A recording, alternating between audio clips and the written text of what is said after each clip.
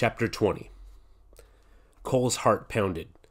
Had he just seen the spirit bear? What else on the island could be that big and white? As he scrambled down the rocky slope, his thoughts raced. Did he dare tell Edwin and Garvey he had seen the spirit bear? They were already mad at him and would just think he was making up another story. Back at camp, Edwin and Garvey sat beside a blazing fire, sipping cups of hot coffee. Neither spoke as Cole approached and pulled up a chunk of driftwood to sit on. After an awkward silence, Cole knew he had to say something. I know that saying I'm sorry about my attitude isn't enough, but I want you to know that I am sorry. He paused. When I was carrying the rock this morning, I realized that I won't ever get over my anger unless I quit blaming others for everything. That's why I got mad the last 2 days. I was still blaming you guys. Edwin and Garvey exchanged glances. So what made this morning any different? Garvey asked. Cole bit at his lip. I just realized that I'm not a bad person. Nobody is, he said. People are just scared and do bad things. Sometimes people hurt each other trying to figure things out. Cole gazed into the flames. I hate what Dad does to me, but he must be just as scared as I am. He doesn't want to be mean. He just doesn't know any better. I'm glad you can see that, Edwin said. But how do we know this isn't just another con job? Do you really expect us to believe you've changed? It doesn't matter if you do, Cole said. I'll be okay even if you take me back to Minneapolis. As he spoke, he noticed the plastic tarp had blown off his wood stack, so he walked over and tucked it back around the pile. If you're headed back to Minneapolis, why are you covering up the wood? Edwin asked. Cole allowed a smile. Just in case you change your mind. Edwin motioned toward the shelter.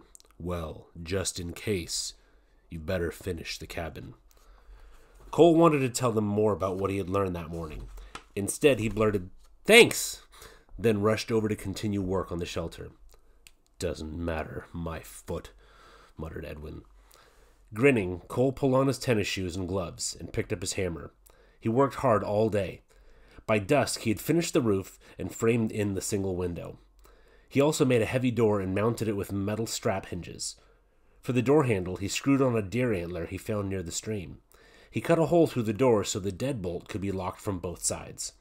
All that remained was to install the small barrel stove. Glowing with satisfaction, Cole stood back to admire his new shelter. So, what do you think? He asked. Edwin and Garvey left their seats by the fire and walked around the small cabin, inspecting it. You'll need to keep a clean kitchen, Garvey said. A determined grizzly doesn't need an open door to get in. And you'll need to do some caulking to tighten things up before winter, Garvey said. I know, but did I build a good cabin? Cole asked eagerly.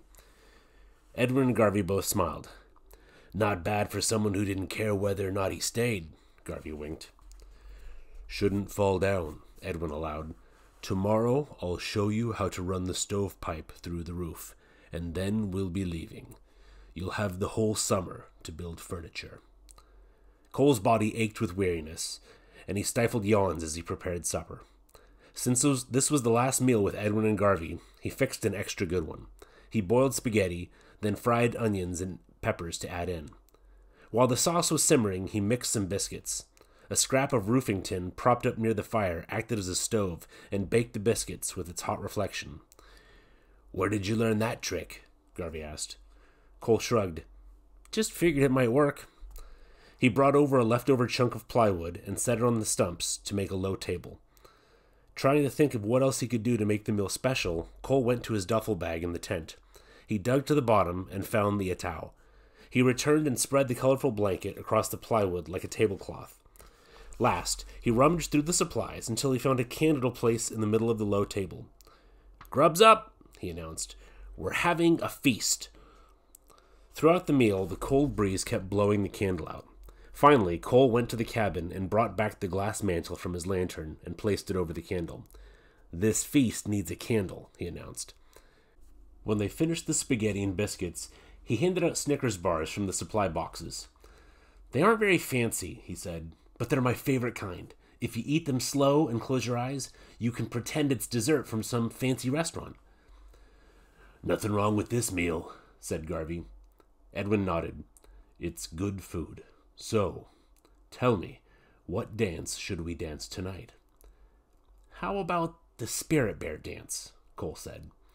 Edwin eyed him quizzically. "Did you see the Spirit Bear today?" Cole hesitated before answering.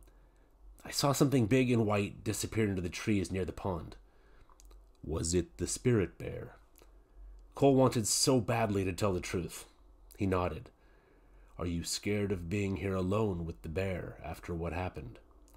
Cole shook his head. "I'm not scared of the bear, but I am scared of being alone." He looked at Edwin. "How did you feel when you were here?" Edwin looked deep into the flames, his faraway gaze conjuring up memories. "At first, I was so lonely it hurt.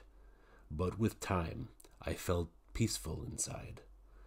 With no further words, the three of them sat as if in a trance, staring into the flames until darkness fell. Finally, Edwin looked up at the dark sky. "It's a great night for a Spirit Bear dance," he said to Cole. "You go first?" "I need to think about it." Edwin shook his head. "When you dance, it's your heart and soul speaking. You don't need to think. If you saw the Spirit Bear, you go first." Hesitantly, Cole stood. "In the village, when we dance, we always beat a drum," Edwin said. "Do you want me to keep a rhythm?" Cole shrugged. "Sure, whatever." Edwin left the fire and returned holding 2 short chunks of firewood.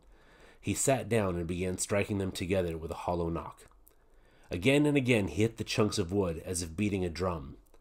As the rhythm echoed down the shore and out across the water, Cole began moving. He let the story of his first visit to the island become his dance. Approaching the flames, then fading away into the dark, he appeared and disappeared. Each time he reappeared, he moved closer to the fire, as if threatening to attack Edwin and Garvey. He hunched over, his movements ghost-like. Then he flung himself to the ground beside the flames, clawing and kicking. In his mind, he relived the mauling. He grabbed at twigs and broke them as if they were bones. Grimacing on the ground, he heard Edwin beating the pieces of driftwood in a hypnotic rhythm. Cole raised his head and spit into the dark. Then he pretended to lick up the spit. Last, he reached out as if touching the Spirit Bear. He froze in the touching position for a long moment, then stood and walked proudly off into the dark. When Cole returned to the fire, he sat down. Edwin handed the chunks of firewood to Cole. "That was a good dance. Now you keep the rhythm." Awkwardly at first, Cole knocked the pieces of driftwood together the way Edwin had, with a regular beat. It felt like the beating of his heart. Edwin stood and began to dance. He stalked proudly around the fire, sniffing at the air. Slowly, he came up behind Cole and Garvey. When they turned to look at him, he backed away. Again and again he repeated this movement until they no longer turned to look back. Then he came and knelt in front of them. That was how he ended his dance. Cole kept striking the wood together for Garvey as he stood for his turn. Garvey started his dance lying on the ground as if he were asleep by the fire, then slowly awoke and sat up. He rubbed his stomach and licked his lips to show his hunger. Then he rose and moved about the flames, eating berries off imaginary bushes and catching fish from an imaginary stream. After several minutes, he stuck out his belly and scratched at it to show he was full. Cole couldn't help but smile at his parole officer. This was the same man he had hated back in Minnesota. How could he have ever hated him? Garvey spun around as if in surprise and gazed back at Edwin and Cole. He began prowling back and forth, moving closer. He looked at Cole and placed a finger to his lips. Cole stopped drumming. In silence, Garvey moved forward until he stopped less than a foot away. He crouched silently, as if to touch his toes, then... "Boo!" he shouted, springing up, arms extended. Edwin's stump tipped over, and he fell backward in surprise. Cole nearly choked, catching his breath. Garvey laughed harder and harder until tears rolled down his cheeks. "Dances don't always have to be serious," he said. "Dances can be fun, too. Or they can be celebrations." "You turkey," Cole said, laughing himself. When he regained his composure, he grinned. "I understood both your dances." "And we understood yours, too," Garvey said. Once more the three sat staring into the flames, each lost in thought. Finally, Edwin stood. Let's get some sleep. Tomorrow begins a new journey. When Cole arose the next morning to go to the pond, so did Edwin and Garvey. Mind if we go with you? Garvey asked, as if he needed permission. That'd be great, said Cole. Together, the three headed out single file in the gathering dawn. Although this was only his fourth trip to the pond, Cole proudly led the way. When they arrived, he didn't hesitate. He stripped off his clothes and waded directly into the cold water. He found that by breathing deeply, he avoided gasping as the water rose around his chest. He had already reached the rocks when Edwin and Garvey waded in. Edwin showed no reaction as he submerged, but Garvey caught his breath at the cold water. Now I see why you two can't wait to get here each morning, he gasped. It gets easier each time, Cole said. Too bad I won't be around to find that out, Garvey joked. The three sat in silence, looking upstream to where the water rushed through the narrow gorge. A cloud of light mist drifted over the river. Cole closed his eyes and ignored the men beside him. It wasn't the same having others here. Being alone was what made this place so special. Cole breathed deeply, once again feeling the icy numbness creep into his body. He opened his eyes once to see if Edwin and Garvey were ready to leave, then reminded himself that he would leave only when he felt it was time. And finally, it was time. With a final breath, Cole opened his eyes and slid off the shelf. Edwin and Garvey remained, eyes closed, but Cole felt no obligation to prove anything by waiting for them. When he reached the shore, he toweled off. He was half-dressed by the time Edwin and Garvey left the water. So who's carrying the ancestor rock this morning? Cole joked. Edwin and Garvey eyed him without laughing. I was joking, Cole said. I'll carry it. By the time they finished climbing the hill and rolling away anger, a bright sun had broken through the clouds. They hiked back to camp laughing and joking, as if they were old friends. Nobody would ever have guessed that this morning marked the beginning of Cole's year-long banishment. Edwin showed Cole how to install the stovepipe through the roof, and then he and Garvey prepared to leave. They took down their tent and loaded their belongings into the boat. Still, they joked and kidded lightheartedly. When all was finally ready, the joking stopped. Garvey pulled out a small package and presented it to Cole. Cole opened it to find a large hunting knife in a leather sheath. Thanks, he said. That knife is like life, Garvey said.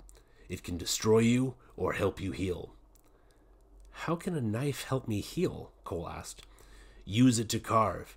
If you discover what lies inside the wood, you'll discover what's inside of you. It helps you to heal. But you can never heal completely until you discover one thing, Edwin said thoughtfully. What's that? Edwin allowed a rare smile. If I tell, you can't discover it. As Edwin and Garvey crawled into the aluminum skiff, Cole called, Don't forget to put the spark plug back in. It's been back in for 2 days, Edwin said, giving the starter rope a sharp pull. As the motor roared to life, Cole helped push the bow off the rocks. I'll be out to check on you in a few days, Edwin shouted. I'll be okay, Cole shouted back, wishing he believed his own words. He watched the small boat until it disappeared from view. Standing alone on the shoreline, he couldn't help but remember how angry he had been the last time he watched the skiff leave. This time he felt only fear, and he admitted it. His palms were sweaty and his throat tightened. If he screwed things up this time, there would be no next time.